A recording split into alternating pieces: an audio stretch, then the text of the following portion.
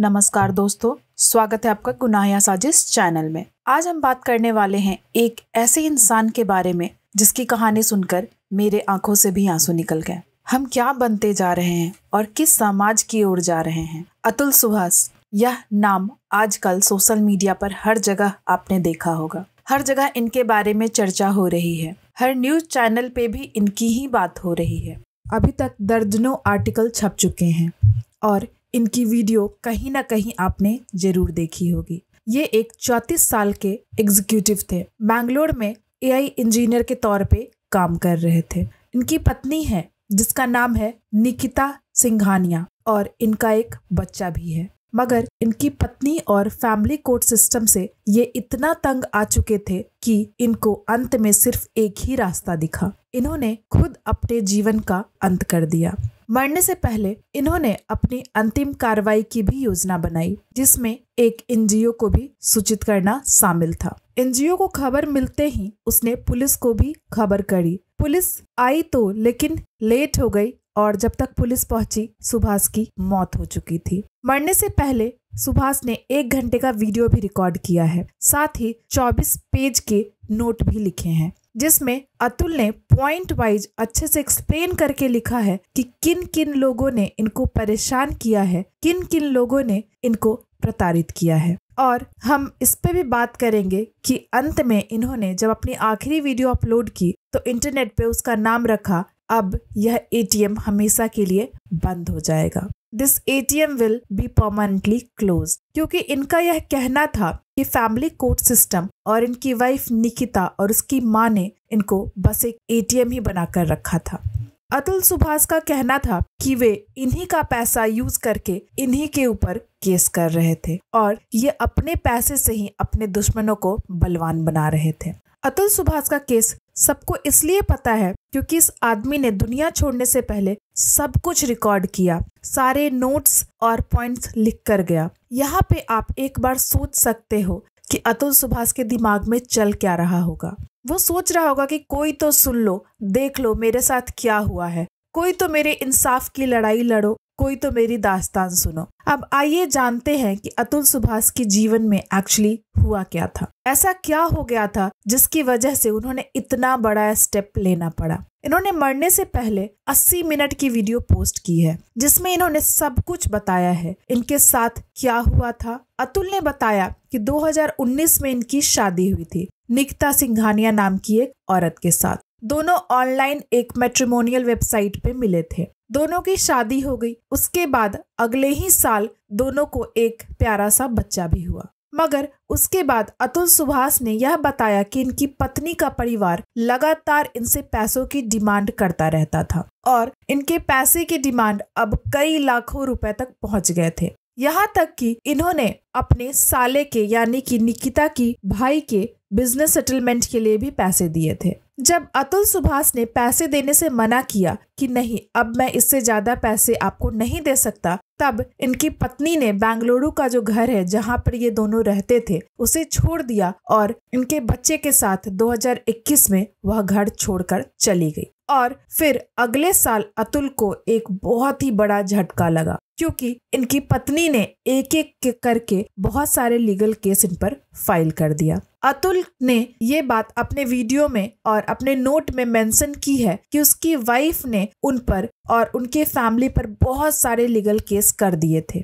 बहुत सारी धाराएं लगाई थी, जिसमें हत्या, यौन उत्पीड़न और अप्राकृतिक यौन संबंध के झूठे आरोप शामिल थे। सारे केसेस उन पर जोधपुर में किए गए थे ताकि उन्हें परेशान किया जा सके। सुभाष ने बैंगलोर से जोधपुर तक लगभग 40 यात्राएं की अदालत की सुनवाई में भाग लेने के लिए, और वे काफी मानसिक और वित्तीय तनाव से गुजर रहे थे। कुछ आरोपों को वापस लेने के बावजूद सुभाष कानूनी और शोषण चक्र में फंसे जा रहे थे। उन्होंने भारतीय न्याय प्रणाली की भी आलोचना की, जिसमें कथित पक्षपात था, जिसके बारे में उनका मानना था कि यह उनके दुश्मनों के लिए धन मुहैया करा रही है, यानी इनके दुश्मन इन्हीं का पैसा इस्तेमाल करके इन पे केस कर रहे हैं। इस नोट में उनके माता पिता के लिए न्याय की गुहार थी, जिसमें वह हिरासत में लेना चाहता था। अपने बेटे की मौत के बाद उन्होंने अधिकारियों से आग्रह किया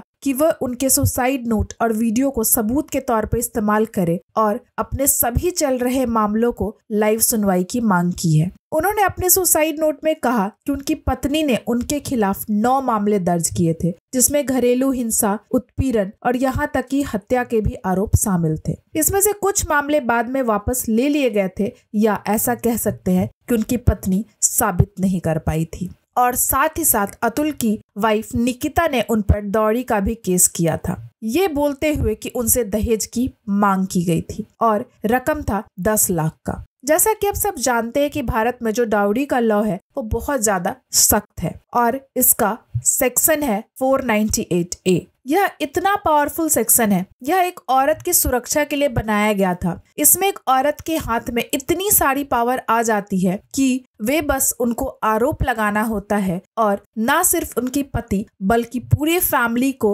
जेल में डाल दिया जाता है। और आजकल कुछ लोग इसका दुरुपयोग कर रहे हैं। ऐसा नहीं है कि सब औरतें एक जैसी होती हैं। बहुत लोगों के साथ गलत हुआ होता है और जबकि दूसरी तरफ कुछ महिलाएं अपने फायदे के लिए इस लॉ का दुरुपयोग करती हैं और साथ ही साथ किसी की पूरी जिंदगी बर्बाद कर देती हैं। इतना ज्यादा फर्क पड़ता है कि लोग सुसाइड भी कर लेते हैं। ऐसे औरतों ने समाज को शर्मिंदा कर रखा है। अतुल के केस में यह सेक्शन इन पे लगा दिया गया था और इनकी पत्नी के हिसाब से दहेज की मांग कर रहे थे, जो कि 10 लाख का था, जिसकी वजह से इनके पिता को हार्ट अटैक आ गया था और वह चल बसे। इन सब आरोपों के बारे में अतुल ने यह कहा कि यह एक सोची समझी बनाई हुई कहानी है। निकिता ने पहले ही बताया था कि उसके पिता बहुत टाइम से बीमार थे और उस बीमारी की वजह से ही उनकी मौत हुई थी। ये सब बस अतुल को फंसाने के लिए बनाई हुई कहानी है,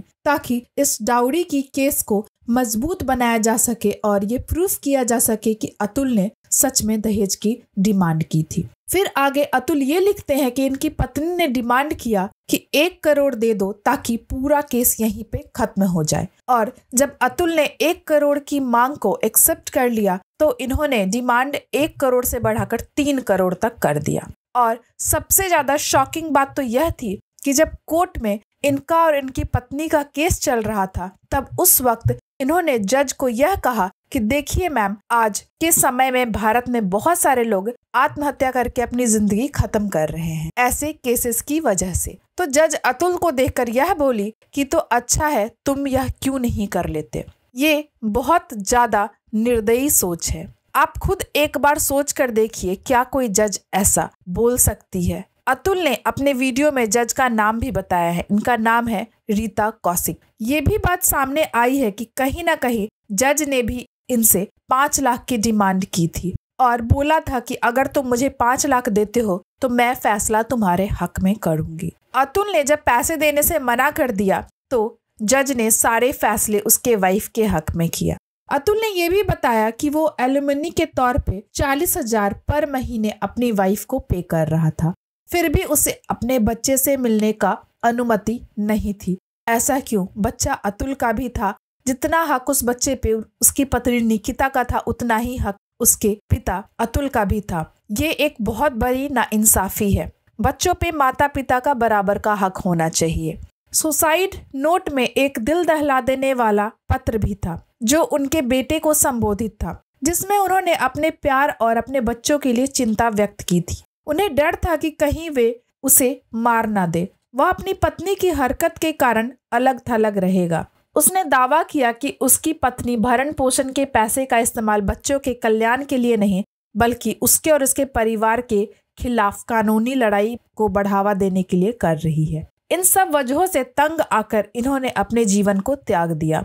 इन्होंने एक ऐसी बात भी बताई जिसे सुनकर आपको काफी गुस्सा आएगा। अतुल ने बताया कि जब निकिता से बात हुई तो निकिता और उसकी मां ने अतुल से कहा कि तुमने अभी तक खुद को मारा क्यों नहीं। अतुल ने जवाब में कहा कि अगर मैं चला गया तो तुम्हारी पार्टी कैसे होगी। फिर निकिता की मां ने अतुल से कहा कि तुम चले जाओगे फिर भी होती रहेगी, तुम्हारे पेरेंट्स है, तुम्हारा घर है, वहां से पैसे आएंगे। ये सब सुनकर लगता है कि लोगों के अंदर की इंसानियत मर चुकी है। कोई पैसों के लिए इतना कैसे गिर सकता है? क्या किसी इंसान की जिंदगी का मोल बस इतना ही रह गया है?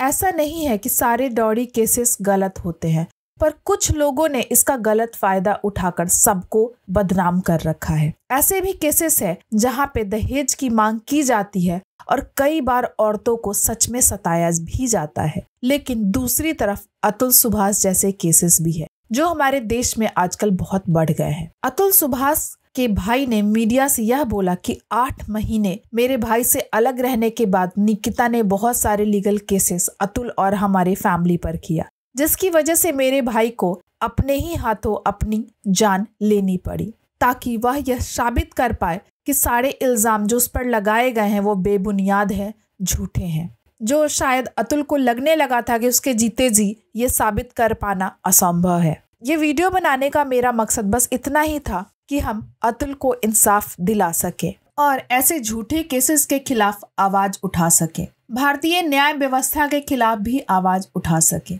दोस्तों, आपकी इस कहानी के बारे में क्या राय है? आपका जो भी राय है हमें कमेंट करके अवश्य बताएं। मैं आपको फिर मिलूंगी एक दूसरी कहानी के साथ। अगर आपको ये वीडियो पसंद आया है तो वीडियो को लाइक करते हुए चैनल को सब्सक्राइब करना ना भूलें। धन्यवाद।